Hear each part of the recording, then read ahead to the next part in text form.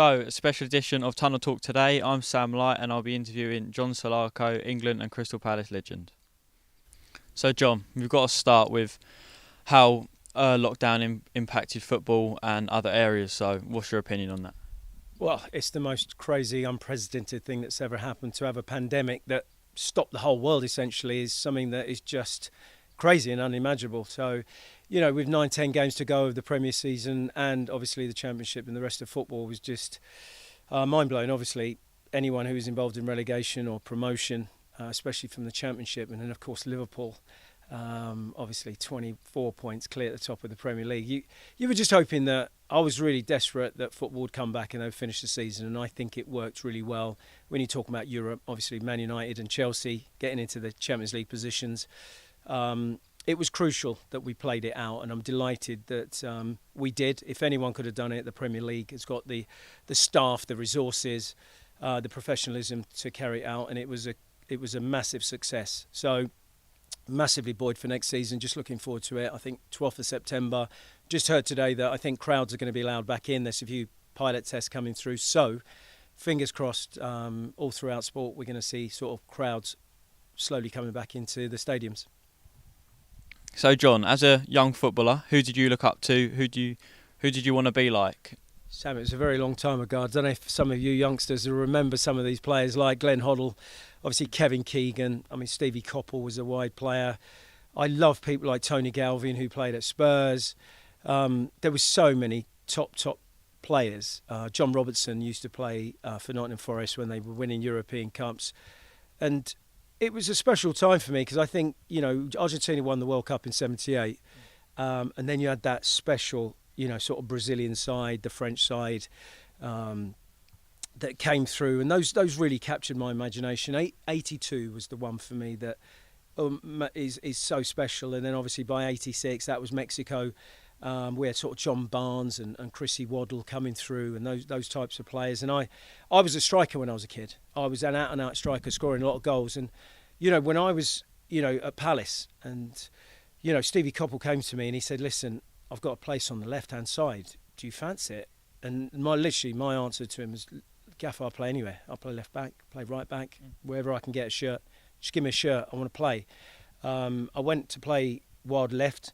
And it wasn't something I'd particularly thought about, but then I started engaging with, actually, I'm just going to go and be the best left-sided player I can be, a bit of left wing back, and I think you've got to be adaptable. But I just love football. I just want to play. So, you know, although I got a few chances at playing centre forward, you know, it's maybe one of my regrets was, but when I was a youngster, we had Ian Wright, Mark Bright, and you know, I wasn't going to oust them, but it's funny because whenever Mark Bright was injured, I'd play up front with Wrighty. And I'd say to Wright, I said, we don't need a big man. He's too slow. We want two skillful, fast men. And, you know, but football sometimes is about being saying you're a right winger and the manager says, why don't you ever go at right back? Or you're a centre mid, play at centre back. You know, like Fernandinho played a lot of the season for Man City at centre back. So it's been adaptable. It's been intelligent enough to play in those positions. But, look, I mean, the way I found football was that football's, you know, I asked kids when I was coaching at Palace, and kids would come in at 12, 13, and I'd say, where do you play? And they'd say, I play in the hole, I play in front of the back four. And I'm like, that's rubbish to me. I don't want to hear that. That's nonsense. I want to hear I play centre. I'm a midfield player. I'm a wide player. I'm a centre forward. I'm a fullback. I'm a centre back. I'm a goalkeeper. That makes sense to me. But I want them to say, I'm a good player. I could play anywhere. A good player can play anywhere. They really can. And it sounds stupid, but I'm either a forward, a midfield player, or a defender. I'll play in the hole. You know, you kind of lost yourself. You're kind of getting carried away. Because really, you just want to be a good player with a good touch, have two good feet, be strong and understand the game. And I just always say to kids, watch football, watch live football, watch the best players. Go and watch, you know, you go to Crystal Palace and watch. You know, if you want to be a wide player, go and watch Zaha and Townsend. If you want to be a fullback, go and watch Joe Ward and Bissaka. If you go and watch Scotty Dan if you're centre half. Go and learn what the roles are. Go and watch them live, and go and watch the top players and what they do on television. The problem with television, the camera shows you the ball. You can't see the runs off the ball. So there's a lot that goes into football about runs, about position. And that's the biggest thing I learned. And coaches, what they do is they give you a starting position. So in your head, if the ball's in any position, you know roughly where you should be. And then you can adapt off of that. And sometimes if you make a run, you'll just fill into a hole when you've lost the ball and get your shape and work back into it. But talk about that football intelligence. You've always got to be thinking. Every training session is crucial. Sort of knowing the roles. Being disciplined at set plays, throw-ins, corners, free kicks. Where have I got to be? Where should I be? Knowing where your teammates should be. And then you could tell them, tuck in here, you should be in here. No, you shouldn't be there. Get back in here. You get in front of that man. You can help your teammates. And then, what I just did was communicate. Communicate, turn, hold it, man on. Whatever the shout is, away, clear it, head it, give each other information, talk to each other. The biggest thing is when you coach kids now, you see kids, they don't talk to each other because they haven't really had life experience. They're a little bit closeted now. Whereas, if you go into a building site, the guy's saying, yeah, pass me that brick. If it's more cement, yeah, we need to knock some of that up. I'll go and do that. Yeah. The talking is insane. The amount they talk to each other because they need to know what each other's doing. And it's such a big tool that young players can learn to help themselves to improve the quality of the team, the quality of football and the quality of themselves and, demand the ball, demand of each other. And talk about football, afterwards. Maybe discuss the tactics, maybe discuss what went right, what went wrong, and then work on it in the week. But it's got to be a constant pathway, a constant track that you're on that leads you to where you want to go. And believe me, the improvement, if you believe in yourself and you work hard enough and you really take it on board, the improvement in anyone can be 100, 150%. I'm not saying you're going to reach the stars or you're going to be the best player in the world. That will be limited to your ability. But from where you start, if you really work hard, like here at the Next Generation Pro, you come here and if you really take that on board and give it everything, where you started here over the 2-year course, you can improve 100, 120%. And obviously you can earn good money at non-league. You can get into the pros.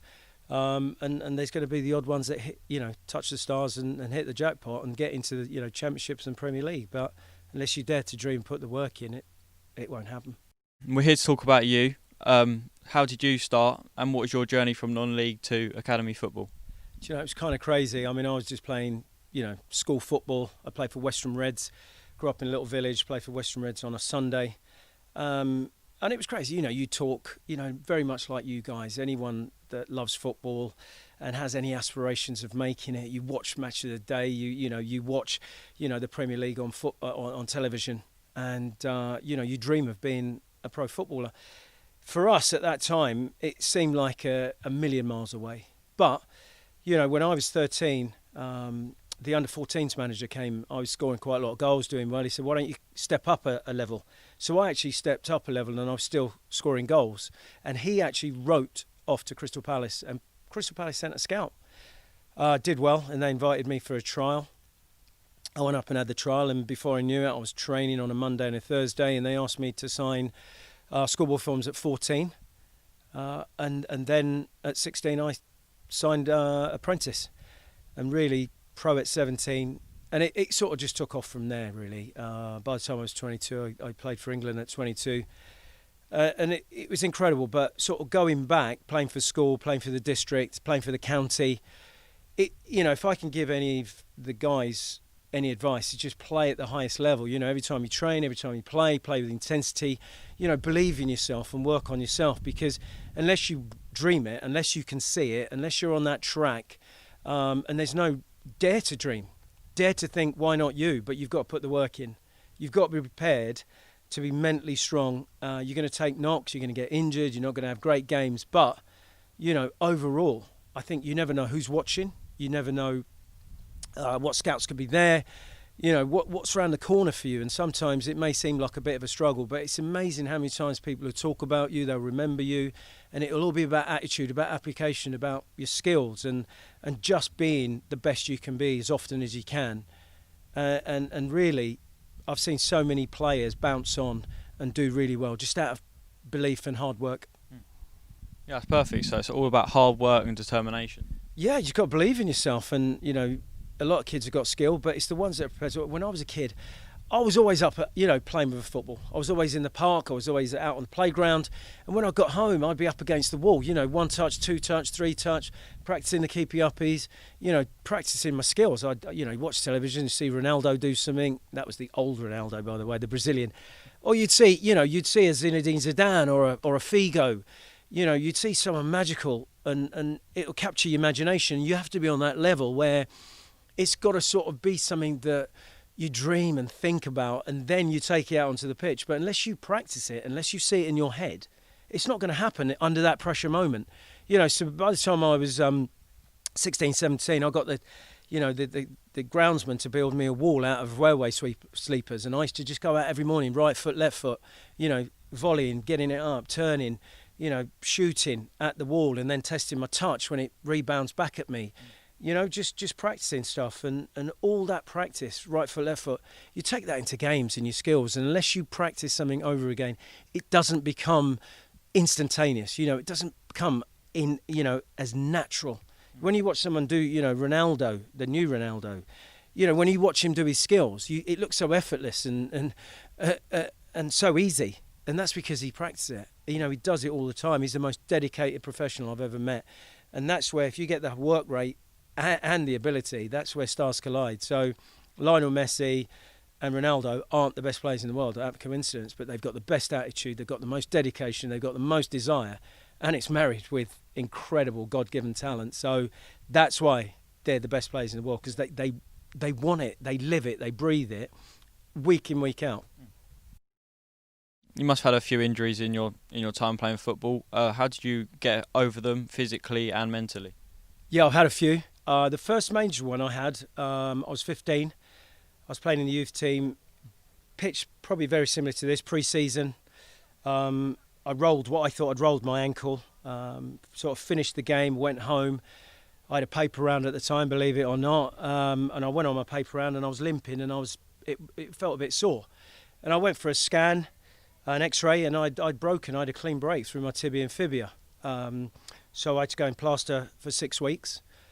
I went through it, did all the recovery stuff. Followed all the physio's advice, and that was great, and that was fine. And I never really had another injury till I was 22, and that was when I had the main injury. I was playing for England, playing for Crystal Palace. I was actually going to move to Italy at the time. I'd started learning Italian, and I was going to move to Bari, and the deal was done. I had to speak to him. There was a window in October. Went up for a header. I landed, and my knee hyperextended and ripped out more or less, my cruciate, anterior cruciate, and damaged the other 3 ligaments. Absolutely devastated. Lying in the hospital bedroom, the doctor basically said, your career's pretty much over. Not really seen too many people come back from that, but it was massive credit to Steve Coppell, who'd finished through an injury at 28. And we found a couple of surgeons in America because of the basketball, the American football, and basically their private system, really. They've got fantastic. They're always a little bit ahead of the curve than us. And I went over there, had an operation, did my remedial. I was like, bang on it. This is going to be fine. Worked hard, came back, played for 6 months, and it went again. And that was devastating. I'd actually got back in the England side. And then that's when I really started to have major doubts. So I was back to LA for another operation, and that was tough. That was really tough. And you got to be mentally strong. You got to believe you're going to come back. And I think that's the one thing that I can actually say that I did have. I had just an absolute determination and a belief, and I see it in cancer patients, and I see it in people today. And I think if you've got, even with COVID right now, I think if you're really ill and things are bad, I think you've got to have that mental strength of, I am going to beat this, I am going to get over it. You can't really feel sorry for yourself, and you've got to be prepared to put in the work. Luckily, the second time around, I started doing a lot with Sky Sports. I said to them, look, I've got to do something. I want to get out. If you do need anyone, I'm around. And they gave me loads of work. So, do you know what? I came back from that. I was a different player. I wasn't as quick, I wasn't as dynamic, I wasn't as strong, but I just had to dig in and battle and be the best player I can. And I'm very proud of the fact I got to 36, played over 600 games, and but it wasn't easy. But the worst thing is mentally, you just never. as good or as strong or as quick as you were before, as dynamic, and that was hard to deal with. But I just think I was happy to be playing. Do you know? You have to always look on the bright side. You always have to look at the positives. Okay, I'm not going to play probably top end Premier League stuff. I'm not going to go and play for England again. Maybe not going to go abroad.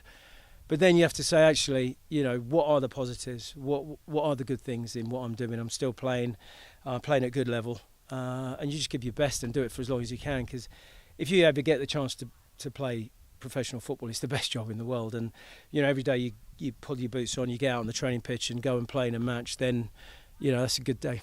From being in the playing environment and then coming out, how was it, and what sort of thing was you doing, and how did you keep in with football? Yeah, you know what?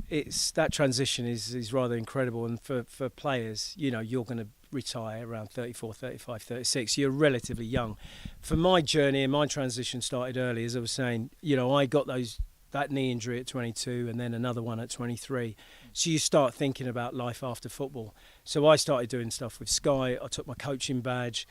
I started looking at what there was outside life that I can get involved with. And what you do is you find there is a lot in life that is actually exciting, and there's a lot of jobs behind the scenes and in around football, whether it's radio, whether it's magazines, whether it's coaching. So that very much opened my eyes to the fact that if this doesn't work out and my knee, doesn't repair itself and I can't play, then at least I've got something else. And that's important to have that in your head psychologically, so you know what your next step is. So I would say for young players who are now, and that's why they say keep up your education, do your coaching badges, and there's so many opportunities, sports scientists, analysts, in around the game, coaching at all sorts of levels. There's lots of youth and community programs that you can get involved with. There's lots of jobs, as I say, magazine, podcasts, and getting involved with football. So it starts with the educational side. So you do need to go and get your courses, get your qualifications, think about that. And then obviously you can practice and there's so much in around nutrition and sportswear that keeps you involved. Obviously TV is a massive one. The Premier League is our biggest export, and the amount of people I see that are involved in the Premier League, that's why it's so important for it to come back in sport. So, for young players, it's all right having that dream, dare to dream, but you've got to keep your feet on the ground. And there are massive opportunities. You've prepared to, again, work hard, just think about it. And you train, you go and believe that you are going to be a player and you're going to play at the highest level. But you've got to see what the real world's about. And there's some wonderful opportunities in the real world. I'm enjoying the real world. I do a bit of property, do a bit of finance. People say to me, would you do that? It's interesting. You meet people, you talk about it. Everything that goes in around with finding a bit of land, building a house, decorating a house, selling it, is exciting. And, obviously everyone wants to make money. But it's actually doing something that's rewarding. And I find happiness is when you're fulfilled. So if you're doing something you enjoy doing, it's not always about the money, but there's so many things in around sport and football that you can do. But you've got to go and find out what qualifications do I need, how do I need, and then progress. So I have loads of people link in with me or ask me, can you help me? Back in the day, I used to get people into Sky Sports. They'd start off as runners. They want to be presenters. They want to get into sport, or you might get them a leg up. Oh, can I come in? A couple of guys have got into Palace. Just come and do a few sessions. They may come in for free, but that once your face is around, then they get you doing stuff, and then you get your qualifications, and you ask, what do I need to do to get that job? What do I need to do a physio? What do I need to be an analyst? What do I need to be a sports scientist? How do I become something in around football? Because I love football. I want to work behind the scenes. How do I become a press? Do the interviews, the press stuff, and the TV stuff. And I'm just in around the players every day. So, groundsman. It's exciting. So I think there's plenty of opportunity. And for most of the guys, it's not going to work out. That dream's not going to happen, but it's not the end of the road. So again, it's just adapting, being prepared to work hard and be prepared to ask questions and see, how do I become something in around football? So, go and get educated, get a degree and become a teacher and a lawyer. And all those things are rewarding. So, I always find anyone who has a dream will end up a lot further than the people who don't have a dream. I think it takes you further because it just opens your mind, and I think you're more receptive and more determined just in life in general. Thank you, John, for sharing your story of Next Generation Pro. Absolute pleasure. All you guys at Next Generation Pro, listen, dare to dream. Life's not a rehearsal. It's what you make of it. Go and cut your slice of cake, and good luck to you all.